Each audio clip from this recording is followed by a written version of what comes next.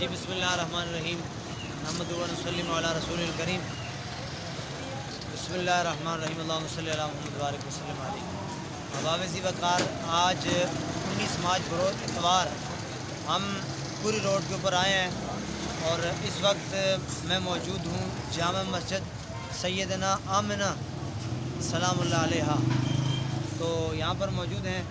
تو یہاں سے ہم نے اشتہارات وغیرہ اور مقدس سراغ روڈ سے اوپر ہم نے اٹھائے، یہ رستے کے اوپر آپ شاہ صاحب دکھا سکتے ہیں۔ تو یہ بہت سارے اللہ رسول کے نام ہیں، یہ دیکھ لیں، یہ دیکھ لیں آپ۔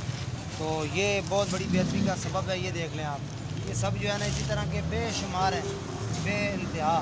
یہ اخبار آپ دیکھ سکتے ہیں، یہ دیکھ لیں اشتہار، اسی طرح اشتہارات ہیں اور وغیرہ وغیرہ، یہ بہت سارے ہیں۔ ایک تو ہے نہیں، یہ دیکھ لیا آپ نے، یہ کتنا زیادہ ہے، یہ ہاتھ سیدھا ہے، یہ سب گندگی لگی ہوئی۔ بتانے کا مقصد یہ ہے کہ ہمیں بچنا چاہیے۔ تو ویسے تو ہمارے خطیب بڑے بڑے جو شیلے خطاب کرتے ہیں، یہ ہوا وہ ہوا، اس گلی سے ہے وہ ہوا ایسے ہوا۔ بات یہ ہے کہ فرانس کی گستاخی نظر آتی ہے، انڈیا کی گستاخی نظر آتی ہے۔ یہ جو گستاخی ملک پاکستان میں ہو رہی ہے، تو اس گستاخی کا کیا بنے گا جس گستاخی کے مرتکب ہم خود ہو رہے ہیں؟ سمجھ آئی کہ نہیں آئی؟ تو بات یہ ہے، اب کلمہ قلندر اقبال نے کہا تھا کہ رہ گئی رسم اذاں روح بلالی نہ رہی، فلسفہ رہ گیا فلسفہ رہ گیا مگر تنقید غزالی نہ رہی۔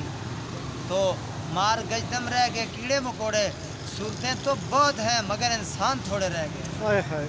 ٹھیک ہے، بات یہ ہے کہ اب وہ انسانیت نہیں رہی، وہ درد نہیں رہا۔